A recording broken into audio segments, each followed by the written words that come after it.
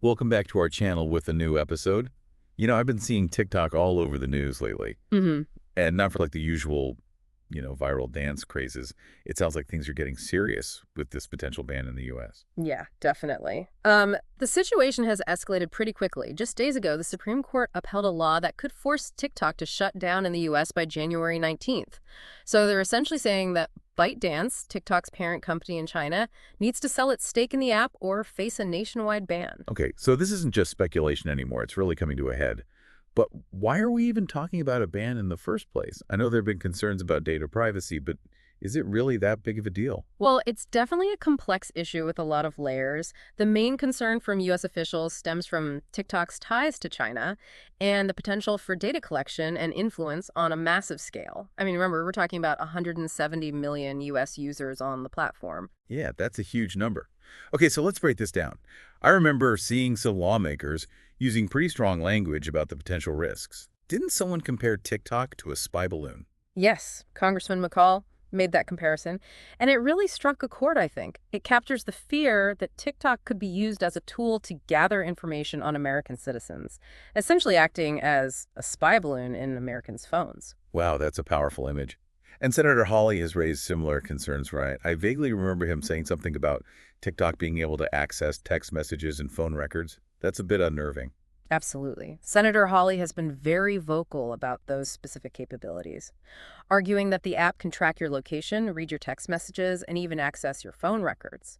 This raises serious questions about personal privacy and security if that data were to fall into the wrong hands. So the government's main argument seems to be about the potential misuse of user data. But what about TikTok's response to these accusations? Didn't they try to address these concerns with their Project Texas initiative? They did. Project Texas was TikTok's attempt to create a system where U.S. user data would be stored and managed within the U.S., theoretically isolating it from any potential influence or access from China. So in theory, that would eliminate the risk, right? What was the problem with their approach? The problem, according to the Justice Department, is that Project Texas doesn't go far enough to guarantee the security of that data. They believe there are still potential loopholes and vulnerabilities that could allow data to flow back to China.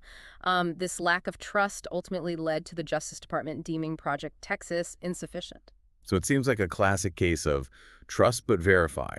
And in this instance, the U.S. government doesn't feel confident in TikTok's ability to protect user data.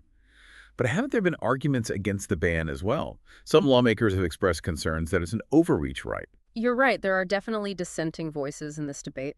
Some lawmakers view the ban as a potential infringement on free speech rights. Senator Paul, for example, has argued that there's no concrete evidence proving that TikTok has actually shared user information with the Chinese government. So is this a situation where TikTok is being judged guilty by association because of its parent company's ties to China? That's one way to interpret it. And there's another interesting twist to this story. Donald Trump, who initially tried to ban TikTok during his presidency, is now advocating for saving it. It seems like his stance has shifted quite a bit. Yeah, it's definitely a multifaceted issue with opinions seemingly crossing party lines. hmm And speaking of opinions, let's talk about the Supreme Court's decision to uphold the law. What was their reasoning for supporting the potential ban? Well, the Supreme Court's decision was primarily focused on the potential for China to collect data on American users through TikTok. They concluded that Congress was within its rights to address this as a national security threat, given the potential for misuse of that data. So they basically sided with the government's concern about national security risks. Yes, but it's important to highlight that they didn't explicitly endorse the argument about covert content manipulation by China. In fact, Justice Gorsuch raised a fascinating point suggesting that what one person might consider covert content manipulation could be seen as editorial discretion by someone else. Oh, that's an interesting distinction. It raises questions about how much control platforms should have over the content they display and what constitutes manipulation versus simply curating content. Yours, it certainly does. And Justice Gorsuch's comment touches on a much broader debate about freedom of speech in the digital age. When does a platform's control over content cross the line from editorial discretion to outright manipulation, especially when those platforms hold immense power over the information we consume? Yeah, it feels like we're navigating uncharted territory here. And it's not just TikTok, right? We've seen similar concerns raised about other social media giants like Facebook and Twitter. Exactly. The concerns about data privacy, content manipulation, and foreign influence extend far beyond just one app. It's a systemic issue that's forcing us to rethink how we approach online platforms and the power they wield. So if the issue is bigger than just TikTok, could this potential ban set a precedent for how governments deal with other tech companies in the future? It's a distinct possibility. If the U.S. government successfully bans TikTok based on these national security concerns, it could pave the way for similar actions against other platforms perceived as posing a threat. Hmm. And this isn't just an American issue, is it? We've seen other countries grappling with these same challenges, haven't we? Absolutely, this is a global phenomenon. The European Union, for instance, has been leading the charge with its General Data Protection Regulation, GDPR, which sets strict rules for how companies can collect and use personal data. We're seeing a growing trend towards greater regulation of the digital space worldwide. It sounds like the Wild West days of the internet are coming to an end. More rules, more restrictions, more government oversight. In a way, yes. But it's important to remember that these regulations are often put in place with the intention of protecting users and ensuring a level playing field. It's about striking a balance between freedom and responsibility in the digital age. Yeah, I guess it's like anything else. There are two sides to every coin. It's all about finding that sweet spot where we can enjoy the benefits of technology without sacrificing our privacy and security. That's precisely the challenge we're facing. And in this conversation about government regulation and corporate responsibility, there's another crucial element we need to consider: the role of the individual user. I was hoping you'd bring that up. It feels like we often forget that we, the users, have a say in all of this. We absolutely do. We have more power than we realize. Every time we choose to use a platform, share a piece of information, or click on a link, we're making a decision that shapes the digital landscape. So it's about being mindful of those choices and recognizing that they have consequences. But how can we translate that individual awareness into actual change? It's about collective action. When users come together and demand greater transparency, stronger privacy protections, and ethical algorithms, platforms are forced to listen. It's about voting with our clicks and our voices. So it's not just about passively consuming content. It's about actively engaging and demanding better from the tech industry. Exactly. We have the power to support platforms that align with our values and hold accountable those that don't. We can choose to engage with content that informs and uplifts and reject content that manipulates or spreads misinformation. This is actually quite empowering. It means we're not just pawns in this game.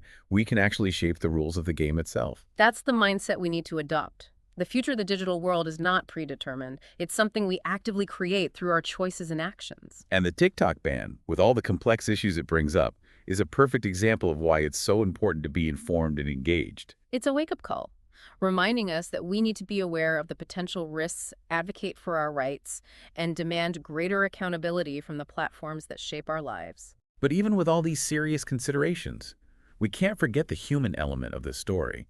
I mean, imagine being a creator who's poured their heart and soul into building a following on TikTok. That's a great point. For many creators, TikTok isn't just an app. It's a livelihood, a creative outlet, a community. And to have that suddenly taken away, that's a huge disruption both creatively and financially.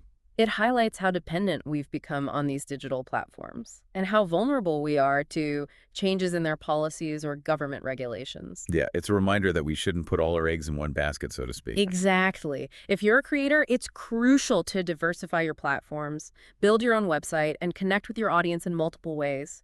Don't let any one platform have complete control over your creative output or your livelihood. It's about taking ownership of your digital presence. But what about those of us who aren't creators? What if we just enjoy consuming content on TikTok? Where do we go if it disappears? That's the million-dollar question. There are other video sharing platforms out there, of course, but will they be able to capture that same magic?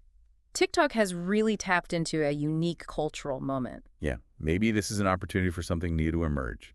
A platform that learns from the past and addresses the concerns about data privacy and security. I hope so. A platform that still provides a space for creativity, connection, and a bit of fun, but with a stronger foundation built on user trust and ethical practices. It feels like we're at a crossroads, a turning point in our relationship with technology. And the choices we make now will have a ripple effect for years to come. Yeah, it really feels like we're entering a new era of the internet, one where the stakes are higher than ever before. That's a great way to put it. So where do we go from here? How do we navigate this complex landscape and make sure our voices are heard? Well, it starts with awareness. We need to educate ourselves about the issues at play, from data privacy to algorithmic bias, from content moderation to the influence of artificial intelligence. Knowledge is power, right? Yeah. Exactly. Once we understand the challenges, we can start to demand better from the tech companies that control so much of our digital lives. Yeah, we can choose to support platforms that prioritize user privacy and security. We can advocate for greater transparency and accountability in how algorithms are designed and implemented. And we can use our collective voice to push for regulations that protect our rights in the digital space. It's about reclaiming our agency and recognizing that we have a say in how the internet evolves. We don't have to be passive consumers. We can be active participants shaping the future of the digital world. And that's where the real hope lies.